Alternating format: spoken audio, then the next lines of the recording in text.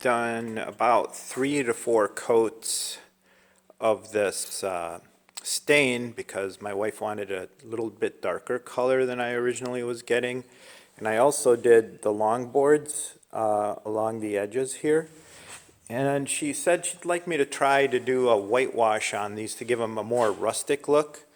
This is a board I just stained to just do as a sample for the whitewash. And I'll show you guys how to do that. It's actually going to be a gray color that's a gray paint that's going to be watered down that I'm going to put on this to give it an aged look. But it's my practice piece that I made just so we'll see what it's going to look like before I go do those other boards. Okay, so here's the sample piece we're going to try the gray wash on. So what do you really need? You need a good bristle brush, a fairly used one or one of those cheap dollar store brushes will do. This is an old brush that I have that I do painting with usually, and I keep my brushes fairly clean. Just a cheaper sample paint that's gray. Just got this from Sherwin-Williams. You know, these are like $4 for a sample paint. And you'll need some water and something to mix it up with. So what you want to do is put like maybe 4 parts water, 1 part paint, and then keep it very kind of liquidy and then just brush it on. So that's what we're going to do here. I'll be mixing that up. So here's the water, and as you can see, it's just mostly water, and then I'm just going to add a little bit of paint to it and then just kind of stir it around till it kind of just starts to get liquidy, and you're just wanting to do a whitewash. So 4 parts water, 1 part paint. So now you want to mix it really good, and you want it to stay very, very wet. See that? Now we're going to brush this on, and I'm going to put this down so I could do that, and you'll see here. Get my mixture. And you're just going to brush it all on. And yes, I was using an oil-based stain, and that's going to push some of this out, and that's okay. And you just want it to kind of soak in for a little bit and fill in the grain as needed. And you want the water to do its job and push that oil up as you're doing that. So just cover it all and then let it sit for a while, like about 5 minutes or so, and then come back and wipe it off. And I'll show you what that looks like in about 5 minutes or so. Okay, it's been 5 minutes now, and you can see the paint is kind of on there. So now I'm just going to get a rag and wipe it down. And this is the kind of look that you get with it. You get the white to kind of fill in, and you could see the difference between that and the other, how it looks a little weathered with that grayish tone to it, kind of like it's been sun-beaten. Again, 4 parts water, 1 part paint. Make sure it's stirred pretty good. Use an old bristle. So instead of waiting 5 minutes like I did on the sample, I'm going to only wait about 3 minutes with these. So I'll put these on and then go 3 minutes. Don't forget to get the sides too. Again, the water and the oil will work together, so the water will pull the oil stain out a little bit and get behind it, and then the oil will fight back, as you can see how it's going on. And just give it 3 minutes to do its thing. Keep stirring all the time, keep that latex paint and water mixture going. And as you can see, the oil is lifting in some areas and the grain is sucking it in. So again, I'm just going to go back through this, see how it's coating. Come back after a few minutes, let that paint do its thing after the water lifts. See? There we go.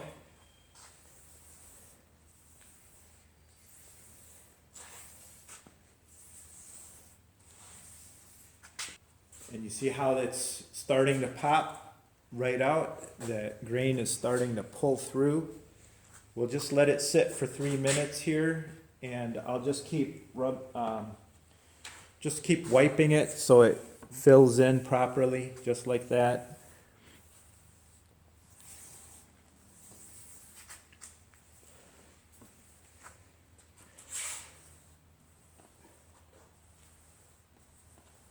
And again, if you don't like this, if you don't like the way it turned out, you could always sand it down a little bit and it'll pull it through. Here we go. We'll be back in about 3 minutes here. All right, it's been 3 minutes. Now I'm going to just get an old t-shirt and just wipe this down. And we're gonna see how all that pops out. There we go.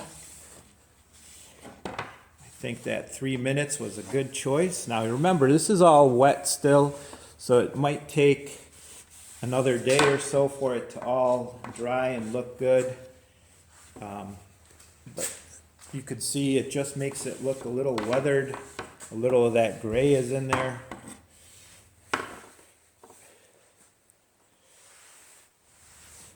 All right, it's been a few days of these boards drying.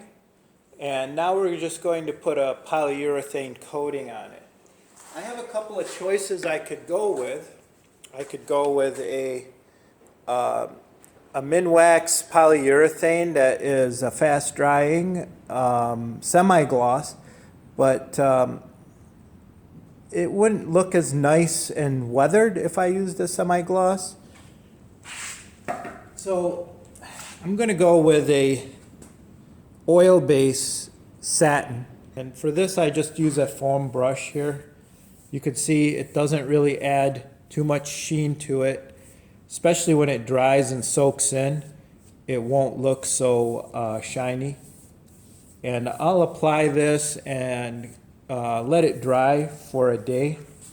And really what I'm looking for here is, because this is going to be for a bathroom mirror, I need it to be waterproof. For the surfaces that are going to get splashed and we wipe.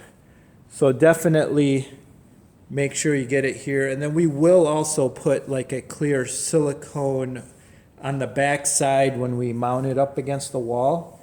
So this isn't the only way to waterproof these boards. So we will have a silicone on the back side as well. But I don't know if you could see this. I don't know if you could see how it looks shiny right now with that oil-based satin finish. But it's just because I just put on the coat. And I'm going to give this a day to dry and then come back and take a look at it and see if there's any low spots that didn't fill in properly. And maybe do it again, or maybe just leave it as is. If it's too shiny after you're done, you could always take a Scotch-Brite to it, kind of hit it with a Scotch-Brite afterwards to get some of that sheen off of it. And you'd be good to go. You'd still get the water sealing because all of that polyurethane will absorb in there, especially the oil-based one. All right, we'll show you how this looks like when it dries after 24 hours or so. This is a couple of days later. I only can spend like 15-20 minutes at a time on this project. So this is a couple of days later after putting that satin finish on, the polyurethane oil-based satin. I also went and did the back side with it so that I could get it waterproofed. So it's ready to go. And then what we'll do next is we're going to lay everything out on this cardboard piece and then use a stapler with standard staples. Then we're going to hammer them together. And between the joints, I want to use this silicone, clear silicone for that is mold resistant. And we'll put the frame together here. And then I could take the whole frame over to the bathroom so that we could get it together. All right, so this is what's going to happen next, and we'll show you how to put the frame together, and then you'll be able to better transport it. Hey, I ended up putting everything over a piece of plywood. That gave me better positioning. I've just laid it out right now. So I'm just using a standard staple gun with standard staples, and that's what I'm going to button up these joints with, and then go clean it up. So you just get your square, and you want to make sure that this is square so that when you go to put it together, it's going together properly. So this is a good way to do it. Bring them together as close as you can. Okay, and then bring your stapler and put in 4 staples.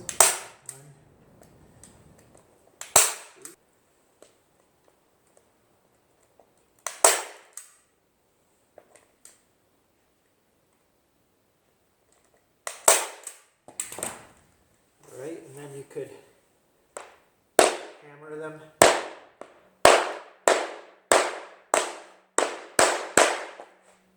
Down, and then you could also straighten it out a little bit.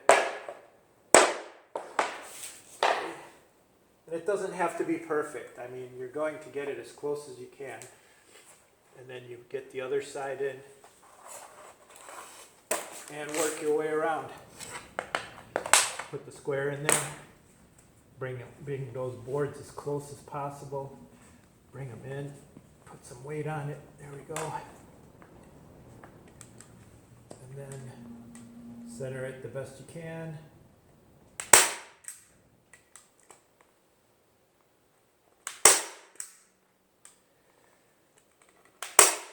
And this will make for better overall transport when you go to transport your frame over to the bathroom to put it up. It'll keep all the boards together. And you do that all around. And then when you turn it over, that's basically what it's going to look like, and that's what it will look like when it's up on the wall. So this is the frame. Actually, I should bring you around this way because that's going to be the top and bottom. The top is actually here, bottom, sides, and all I did was staple it from the back, and I should be able to just carry the whole thing now that I did the staples on the back of it, and it's got the silicone to seal it. But I'll just leave it sit for a day so that it will lay flat with the silicone there, and then that'll actually act as a binder, and it gets in between those cracks so we don't have water getting behind there. Again, this is for a bathroom mirror, so you want to take that little bit of a precaution and get that silicone in there and wipe any excess off right away. You could use a mineral spirit or rubbing alcohol on a rag to wipe away the silicone, and it'll work really well for that.